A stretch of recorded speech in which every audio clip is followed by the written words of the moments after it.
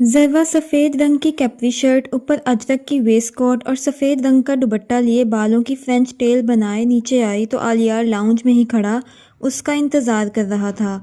चलें? आलियार ने पूछा। जी। जाओ मेरे बच्चों, खुश रहो, तहमीना बेगम ज़रवा को प्यार करती हुई बोली। ज़रवा आलियार के पीछे चलती हुई पोर्च में आई। अब वो दोनों अपनी मंजिल की जानिब रवाना हो गए, यानी मॉल की तरफ। रायान अपने दोस्त के साथ इस्लामाबाद के एक मशहूर कैफ़े में बैठा चाय पी रहा था और साथ कुछ फाइल्स दरमियान में रखे कोई बात कर रहा था जब उसी कैफ़े में अबीर दाखिल हुई और इसके सामने वाली टेबल पर बैठ गई। कुछ देर बाद रायान की नज़र अपने सामने वाली टेबल पर एक उदास उदास सी घुंघराले बालों वाली लड़की पर पड़ी। रायान को लगा कि वो अबीर ही है, मगर चेहरा झुका हुआ होने की वजह से सही से दिखाई नहीं दिया, तो वो सर झटक कर दोबारा फाइल्स की जानिब मतवज्जा हो गया। कुछ देर बाद रायान ने वापस उसी टेबल की तरफ देखा जहां अब एक मग पड़ा था, लेकिन वो लड़की अभी भी सर हाथों में गिराए बैठी हुई थी।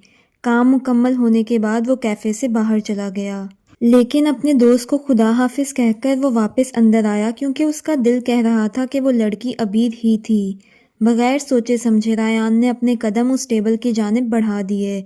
टेबल के करीब पहुंचकर रायान पहचान चुका था कि ये कोई और नहीं बल्कि अबीर ही है। अब वो उसके सर पर खड़ा था, लेकिन अबीर शायद किसी और ही दुनिया में खोई हुई थी जो अपने पास किसी की मौजूदगी को महसूस न कर सकी। वो सर झुकाए अपने हाथों की लकीरें देख रही थी। पास पड़ी चाय तकरीबन ठंडी हो चुकी थी। देखते ही देखते उसकी आंखों से आंसुओं के कतरे उसके हाथों पर गिरने लगे। रायान को ऐसा लग रहा था जैसे उसका दिल किसी ने मुट्ठी में लिया हो। उससे ये लड़की बहुत अजीज हो चुकी थी।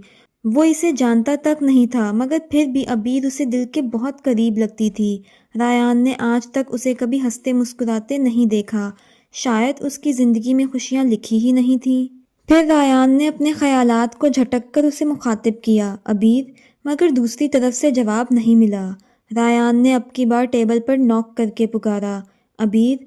अबीर ने हड़बड़ाकर सर उठाया और सामने खड़े शख्स को देखकर उसे यकीन नहीं आया कि ये वही है। काली शलवार कमीज पहने, चेहरे पर धीमी सी मुस्कुराहट सजाए, हल्की बड़ी शेव के साथ वो उसकी तरफ मुतवज्जा था। आखिर इस बंदे को कैसे पता चल जाता है कि मैं परेशानी में हूँ? अबीर बस सोच कर रह गई। मैं बैठ जाऊँ? रायान ने इजाज़त मांगी। ये कहते ही अबीर ने दोबारा सर झुका लिया और अब की बार उसने दाएं हाथ से सर को पकड़ लिया और हल्का हल्का दबाने लगी, जैसे सर की दर्द कम करना चाह रही हो। मेरी तरफ देखें, रायान ने बहुत नरमी से बुलाया। लेकिन अबीर की तरफ से कोई जवाब नहीं आया। क्या आपके सर में बहुत दर्द हो रहा है? रायान पूछे बगैर ना रह सका। बहुत ज़्यादा, अबीर ने बामुश्किल कहा। आंसू मतवातर उसकी आंखों से बह रहे थे। ठीक है, आप ज़रा रुकें, मैं अभी आया, वो कुर्सी से उठता हुआ बोला। कुछ देर बाद जब वो वापस आया तो उसके हाथ में 2 गोलियां थीं जो उसने अबीर की जानिब बढ़ाईं। फिर उसने ग्लास में पानी डाला और अबीर को पकड़ाया और मुस्कुराते हुए कहा, चलें जल्दी से खाएं ताकि सर दर्द तो गायब हो आपका। आखिर क्यों ये शख्स हर वक्त मेरी तकलीफ कम करने की कोशिश करता है? अबीर दवाई हाथ में पकड़े उसे देखने में मसरूफ़ थी जब रायान ने उसके सामने चुटकी बजाई और बोला, मिस अब खा भी लें, इतनी भी कड़वी नहीं है, आसानी से खाई जाएगी। मेडिसिन खाने के बाद रायान ने उसे देखा। चेहरा आंसुओं से भीगा हुआ था, माथे पर चोट, गुलाबी गाल और रोने की वजह से सूजी हुई आंखें। रायान को उसे इस हालत में देखकर बहुत तकलीफ हुई। देखें अबीर, मैं बेशक आपका कुछ नहीं लगता और हम एक दूसरे को अच्छी तरह जानते भी नहीं हैं, लेकिन प्लीज़ मुझे बताएं कि आपको क्या चीज़ परेशान कर रही है। कभी कभार अपनी तकलीफ़ किसी को बताने से भी इंसान का दिल हल्का हो जाता है। अबीर कुछ देर सोचने के बाद भराई हुई आवाज़ में बोली, कोई एक चीज़ हो तो बताऊं? जितनी भी चीज़ें हैं मैं सब सुनने के लिए तैयार हूँ, और यकीन करें मैं उनमें से नहीं हूँ जो बाद में आपको किसी भी चीज़ का ताना दूंगा। मर्द ज़ात पर एतबार नहीं किया जा सकता, वो तल्खी से बोली। आप एतबार करके तो देखें, यकीन करें मायूसी नहीं होगी। उसे चुप देखकर आयान ने पूछा, क्या आप मुझसे दोस्ती करेंगी? मैंने कभी किसी लड़के से दोस्ती नहीं की, अबीर हिचकिचा कर बोली। अब करके देख लें, मेरा एतबार करें, मैं बहुत अच्छा दोस्त साबित हूँगा आपका। रायान ने मुस्कुरा कर कहा। अबीर कुछ नहीं बोली, बस उसे देखती रही जैसे किसी फैसले पर पहुँच रही हो। میں کبھی دوستی سے آگے نہیں بڑھوں گا، آئی پرومس۔ ریان نے ایک کوشش اور کی۔ اگر ایسی بات ہے تو مجھے آپ کی دوستی قبول ہے، عبیر نے آنسو صاف کر کے کہا۔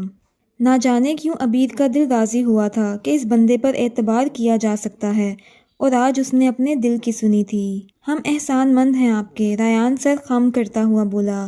چلیں اب سب سے پہلے مجھے یہ بتائیں کہ آپ چائے پینا پسند کریں گی، کیونکہ یہ والی چائے تو ٹھنڈی ہو چکی ہے۔ ریان نے چائے کے مگ کی طرف اشارہ کرتے ہوئے کہا۔ جی پیوں گی۔ چائے کا آرڈر دینے کے بعد وہ دوبارہ عبیر کی طرف متوجہ ہوا۔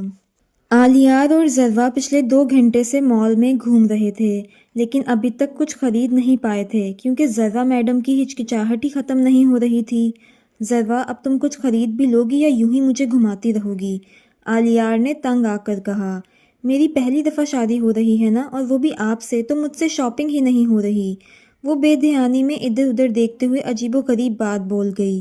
ہیں، سب کی پہلی دفعہ ہی ہوتی ہے ذرا۔ آلیار اسے گھور کر رہ گیا۔ اور وہ بھی آپ سے کیا مراد ہے تمہاری؟ آلیار رکتا ہوا اس کی طرف دیکھ کر سنجیدگی سے بولا۔ کیا تم کسی اور سے کرنا چاہتی تھی؟ وہ اگلا سوال کر گیا۔ آلیار کو گھما پھرا کر بات کرنے کی عادت نہیں تھی، چاہے جیسی بھی بات ہو وہ سیدھا پوچھتا تھا۔ نہیں، میرا مطلب ہے کہ شادی اتنی جلدی ہو رہی ہے، میں تو ابھی تک آپ کو اپنا بھائی سمجھتی تھی نا، اب ایک دم سے شوہر بنانے کے لیے وقت تو چاہیے ہوتا ہے نا لڑکی کو۔ وہ پھر سے بے تکی بات بول گئی۔ اس کی بات سن کر آلیار کا دل کیا کہ اپنا سر پیٹ لے، پھر بولا، تم بھائی اور شوہر کے دائرے سے باہر نکل کر ذرا جوڑا خرید لو، باقی پوری رات پڑی ہے تمہارے پاس مجھے اپنا شوہر بنانے کے لیے۔ وہ چڑھ کر بولا اور سامنے والی شاپ میں داخل ہو گیا۔ ذرا نے اسے جاتے دیکھا تو فوراً اس کے پیچھے لپکی اور بولی، اچھا خرید رہی ہوں نا؟ اب اگر تم نے 20-25 منٹ کے اندر اندر کچھ نہیں خریدا تو میں نے خود خرید لینا ہے، پھر نہ کہنا پسند نہیں آیا۔ آلیار نے اسے وارننگ دی۔ اس کے کہنے کی دیر تھی کہ ذرا میڈم نے حقیقتاً کچھ ہی منٹوں میں اپنے لیے سفید چوڑی دار پاجامہ، سفید گھٹنوں سے نیچے تک آتی گھیرے دار فراک، جس پر ہلکا ہلکا سرخ رنگ کا کام بڑی نفاست سے ہوا تھا، اور ساتھ میں سرخ رنگ کا گوٹے والا دوپٹہ خرید لیا۔ اچھا لگ رہا ہے نا؟ ذرا نے آلیار سے پوچھا۔ بہت، آلیار نے مسکرا کر جواب دیا۔ اب ذرا میں بھی سفید شلوار قمیض اور ویسٹ کوٹ خرید لوں، پھر کچھ کھانے چلتے ہیں۔ جی بھوک تو مجھے ویسے بھی بہت لگی ہوئی ہے، چلو پھر۔ آلیار آگے بڑھ گیا۔ عبیر، اب آپ مجھے بتائیں کہ آپ کیوں رو رہی تھیں؟ میں نے کبھی آپ کو خوش نہیں دیکھا، کبھی آپ کے چہرے پر مسکراہٹ نہیں دیکھی، آخر کیا وجہ ہے آپ کی اداسی کی؟ ریان کے دل میں جو سوال تھا وہ زبان پر لے آیا۔ اس کے سوال پر عبیر کے چہرے پر تلخ سی مسکراہٹ آئی۔ ریان، میں جنہیں ساری عمر اپنا باپ سمجھتی رہی، جن سے محبت کرتی رہی، وہ میرے سگے بابا نہیں تھے۔ عبیر تکلیف سے بولی۔ آپ جانتے ہیں یہ سننے کے بعد اولاد پر کیا گزرتی ہے؟ عبیر کچھ لمحے کے لیے رکی۔ وہ اپنا اعتماد کھو بیٹھتے ہیں، ان کی ذات پر سوال اٹھنا شروع ہو جاتے ہیں۔ وہ بھرائی ہوئی آواز میں بولی۔ میں سمجھ سکتا ہوں عبیر، ریان نے تسلی دینا چاہی۔ آپ نہیں سمجھ سکتے، کوئی بھی نہیں سمجھ سکتا، یہ صرف وہی سمجھ سکتا ہے جس پر گزری ہو، مجھ پر گزر رہی ہے۔ میں پل پل تکلیف میں ہوں۔ میں جنہیں اپنا بھائی سمجھتی تھی وہ میرے بھائی نہیں ہیں، میں جنہیں اپنا باپ سمجھتی تھی وہ میرے بابا نہیں ہیں۔ مجھ سے یہ سب برداشت نہیں ہو رہا۔ اپنی امی کے سامنے میں نے خود کو بہت مضبوط ظاہر کیا ہے، لیکن میں مضبوط نہیں ہوں، میں ٹوٹ رہی ہوں۔ میرا دل کرتا ہے میں بہت روؤں، چیخوں، چلاؤں۔ وہ بولتے بولتے رکی، جیسے اپنے آنسوؤں کو واپس اندر دھکیل رہی ہو۔ میرے اندر آنسوؤں کا سیلاب موجود ہے، اور سیلاب میں بہہ جانے والے لوگ رفتہ رفتہ مر جاتے ہیں، اور میں مر رہی ہوں۔ یہ کہتے ہی اس نے بے آواز رونا شروع کر دیا۔ ریان کو عبیر کے الفاظ سن کر بہت دکھ ہوا تھا۔ وہ یہ بات زبان پر نہیں لاتا تھا، لیکن اس کا دل اس معصوم سی گھنگھرالے بالوں والی لڑکی کے لیے دھڑکتا تھا۔ پھر کیسے اسے تکلیف میں دیکھ سکتا تھا؟ کیسے اس کی آنکھوں میں آنسو دیکھ سکتا تھا؟ عبیر، آپ حوصلہ رکھیں، آپ نے ہمت نہیں ہارنی۔ مشکلات تو ہر انسان پر آتی ہی ہیں، کوئی ان کا مقابلہ بہادری سے کرتا ہے تو کوئی رو کر کرتا ہے، مگر مقابلہ تو ہر حال میں کرنا ہی ہوتا ہے۔ عبیر نے اس بات میں سر ہلایا۔ لڑکیاں تو بہت بہادر ہوتی ہیں، اور مجھے پتا ہے کہ میرے سامنے بیٹھی میری دوست بہت بہادر ہے، جو ہر مشکل کا سامنا بآسانی کر سکتی ہے، اور اگر کبھی آپ کمزور پڑیں تو اپنے دوست کو یعنی مجھے اپنے آس پاس ہی پائیں گی۔ ریان نے عبیر کی طرف پانی کا گلاس بڑھاتے ہوئے نرمی سے کہا۔ عبیر نے اس کے ہاتھ سے پانی کا گلاس لے لیا۔ اور ایک بات ہمیشہ یاد رکھیں کہ جب اللہ کسی بندے کو پسند کرتا ہے تو اس پر خوب آزمائش ڈالتا ہے، تو یقیناً آپ اللہ کے پسندیدہ بندوں میں سے ایک ہوں گی۔ ٹھیک کہا نا میں نے؟ ریان نے پوچھا۔ جی۔ اب میں فی الحال آپ کو روتا ہوا نہ دیکھوں، بہت رو چکی ہیں آپ، ریان نے آرڈر دینے کے انداز میں کہا۔ آپ کو ہمیشہ مضبوط رہنا ہے اور کوشش کرنی ہے کہ مثبت سوچیں اور منفی خیالات کو اپنے آس پاس بھی نہ آنے دیں، وہ سمجھا رہا تھا۔ عبیر بس یک ٹک اسے دیکھے جا رہی تھی اور سوچ رہی تھی کہ کیا ایسے انسان اب بھی اس دنیا میں پائے جاتے ہیں؟ جس نے اس سے کوئی سوال نہیں کیا، اس سے اس کے سگے باپ کا بھی نہیں پوچھا، بس سمجھایا اور حوصلہ دیا۔ آپ بہت اچھے ہیں۔ عبیر آج یہ کہے بغیر نہ رہ سکی۔ اب ایسی بھی بات نہیں ہے، ریان نے دھیما سا مسکرا کر کہا۔ آپ کہاں رہتے ہیں؟ عبیر نے چائے کا گھونٹ لیتے ہوئے سوال کیا۔ میں کراچی میں رہتا ہوں۔ تو پھر آپ یہاں کیوں پائے جاتے ہیں؟ اس نے اگلا سوال کیا۔ بس اکثر کام کے سلسلے میں یہاں آنا پڑتا ہے، ریان نے چائے کا کپ ٹیبل پر رکھتے ہوئے کہا۔ صحیح۔ عبیر ہلکا سا مسکرائی۔ میرا نمبر ہے نا آپ کے پاس؟ ریان نے پوچھا۔ عبیر نے نفی میں سر ہلایا۔ چلے میں آپ کو میسج کرتا ہوں، سیو کر لیجیے گا، کیونکہ میں اپنی دوست کے ساتھ اب رابطے میں رہنا چاہتا ہوں۔ ریان نے موبائل استعمال کرتے ہوئے ایک نظر اسے دیکھ کر کہا۔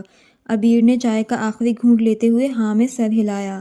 چلیں اب میں چلتی ہوں، 1 منٹ رکیں، میں ایک بات کہنا چاہتا ہوں۔ جی کہیں۔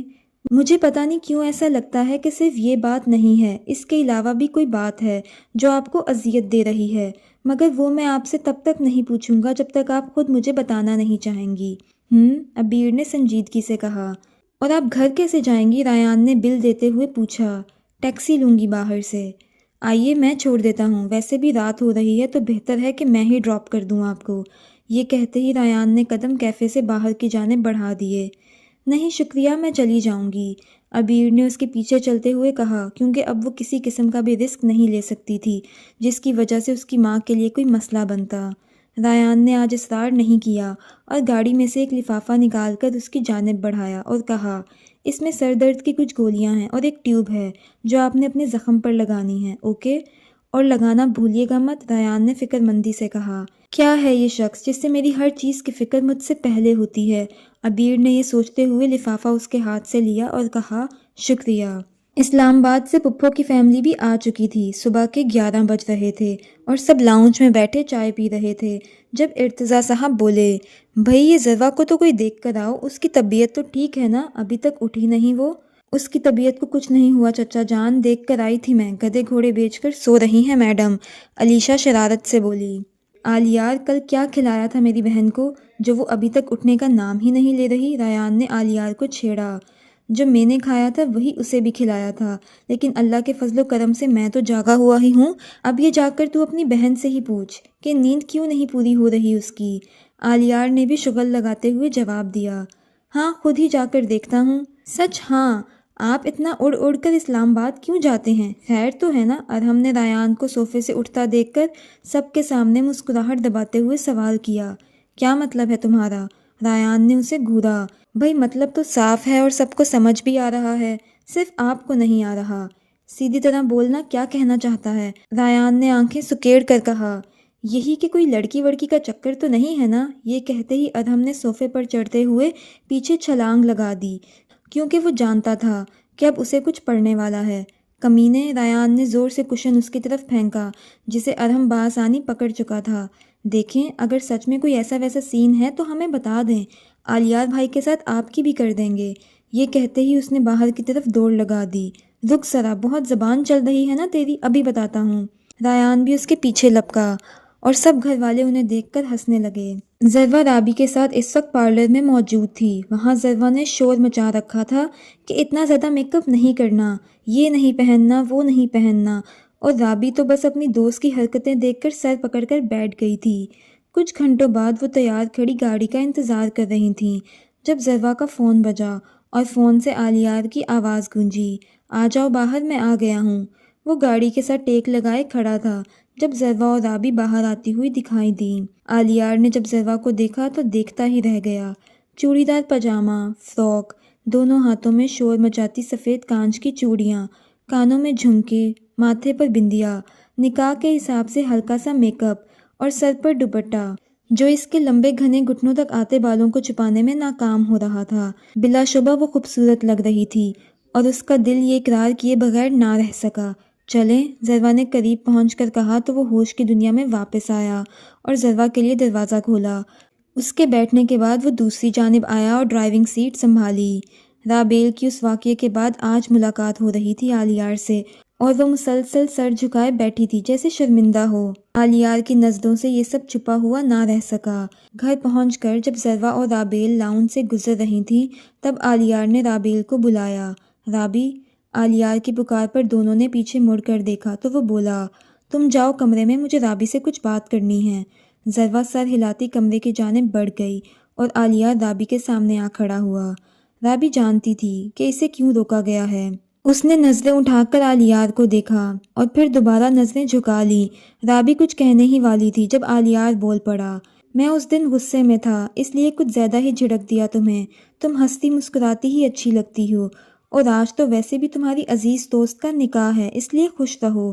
آلیار نے اس کے سر پر پیار سے ہاتھ رکھ کر کہا، بھائی، آئی ایم سوری۔ رابی نے بھرائی ہوئی آواز میں کہا، اٹس اوکے رابی، آئندہ خیال رکھنا، اور پلیز میری بہن اب رونا مت شروع کر دینا، سارے میک اپ کا ستیہ ناس ہو جائے گا اور پیسے بھی ضائع ہو جائیں گے۔ آلیار نے اس کا موڈ بہتر کرنے کے لیے اس انداز میں کہا۔ رابی آلیار کی بات سن کر ہنسنے لگی، گڈ گرل، چلو اب جاؤ، پر وہ انتظار کر رہی ہوگی۔ آلیار نے کہا، بھائی، آپ سب کی وجہ سے مجھے کبھی بھائیوں کی کمی محسوس نہیں ہوئی، شکریہ۔ رابی یہ کہے بغیر نہ رہ سکی، کیونکہ اس کے اپنے تو کوئی بھائی بہن تھے نہیں، تو انہی لوگوں میں اس کی جان بستی تھی۔ شکریہ کی بات نہیں ہے رابی، تم بھی ہماری فیملی کا حصہ ہی ہو، ہم نے تمہیں کبھی الگ نہیں سمجھا، آلیار نے مسکرا کر کہا۔ رابی نے اس بات میں سر ہلایا اور کمرے کی جانب بڑھ گئی۔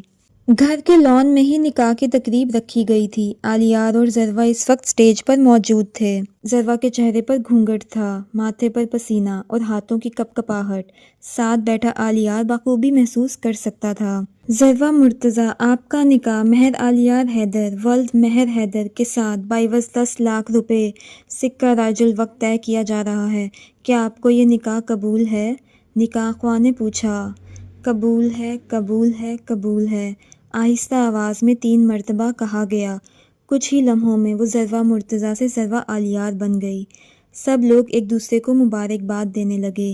مرتضیٰ صاحب کی آنکھیں بھی نم تھیں۔ وہ ذروہ کے پاس سٹیج پر آئے، اس کا گھونگھٹ اٹھا کر اس کے ماتھے پر بوسہ دیا اور بولے، میں نے بہت دکھ دیکھے ہیں ذروہ، پر مجھے اپنی بیٹی پر یقین ہے کہ وہ اپنے شوہر کی وفادار بیوی ثابت ہوگی۔ وہ جانتی تھی کہ اس کے باپ کو کس چیز کا خوف محسوس ہو رہا ہے۔ اس نے اپنے بابا کا ہاتھ پکڑا اور نرمی سے سہلاتے ہوئے کہا، آپ بے فکر رہیں بابا، میں کبھی آپ کی اور ان کی عزت پر حرف نہیں آنے دوں گی۔ آلیار کو اس وقت وہ بہت پیاری لگی۔ جیتی رہو۔ اسے پیار کرنے کے بعد وہ آلیار کی طرف بڑھے۔ آج سے یہ تمہاری ہوئی، اگر اس سے کبھی کوئی غلطی ہو جائے تو نادانی سمجھ کر معاف کر دینا۔ آلیار نے انہیں فوراً گلے سے لگا لیا اور کہا، چچا جان، آپ پریشان مت ہوں، خوش رہو میرا بچہ۔ مرتضیٰ صاحب نے آلیار کے ماتھے پر بوسہ دیا۔ ذروہ ڈریسنگ ٹیبل کے سامنے کھڑی اپنی چوڑیاں اتار رہی تھی جب آلیار کمرے میں داخل ہوا۔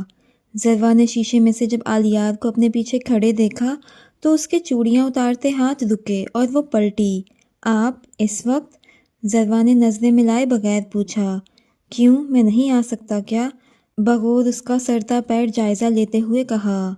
نہیں، ایسی بات نہیں ہے، ذروہ نے انگلیاں مروڑتے ہوئے جواب دیا۔ آلیار کے چہرے پر مسکراہٹ آئی اور اس نے کہا، میں تمہیں ایک نظر دوبارہ دیکھنے آیا تھا کیونکہ میری منکوہا آج بہت حسین لگ رہی تھی۔ ذروہ کا چہرہ یکدم سرخ ہوا۔ آلیار نے ایک قدم اس کی جانب بڑھایا اور اس کا چوڑیوں والا دایاں ہاتھ تھام کر کہا، ذروہ، مجھے آج تم سے کچھ کہنا ہے، لیکن اس کے لیے ضروری ہے کہ تم زمین کو گھورنے کی بجائے مجھے گھور لو تو زیادہ بہتر رہے گا۔ ذروہ نے سر اٹھا کر آلیار کی طرف دیکھا اور پھر دوبارہ سر جھکا لیا۔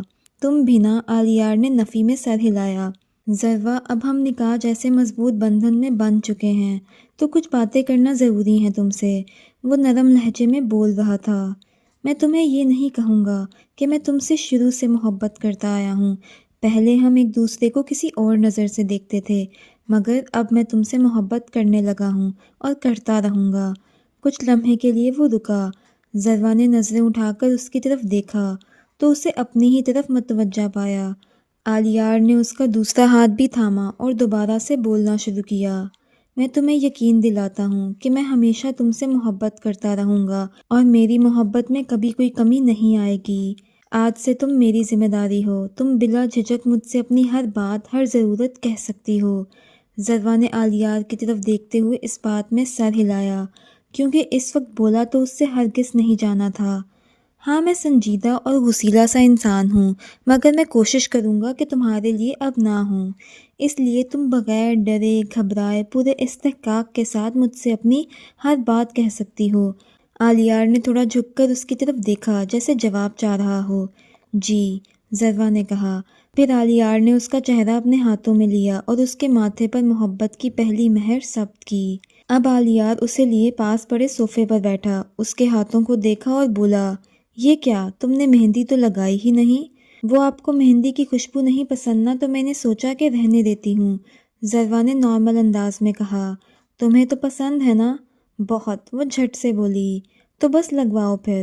کل مہندی کی تقریب سے پہلے میں ان ہاتھوں پر اپنے نام کی مہندی دیکھنا چاہتا ہوں، آلیار نے محبت سے کہا۔ ذروہ کے چہرے پر خوشی کے رنگ بکھرے، کیونکہ آج وہ آلیار کا ایک مختلف روپ دیکھ رہی تھی اور یقیناً وہ بہت خوش تھی۔ لازمی لگواؤں گی، وہ مسکراتی آنکھوں کے ساتھ بولی۔ چلو اب میں چلتا ہوں، تم ایزی ہو جاؤ۔ وہ اس کا ہاتھ تھپتھپا کر اٹھ کھڑا ہوا اور کمرے سے باہر چلا گیا۔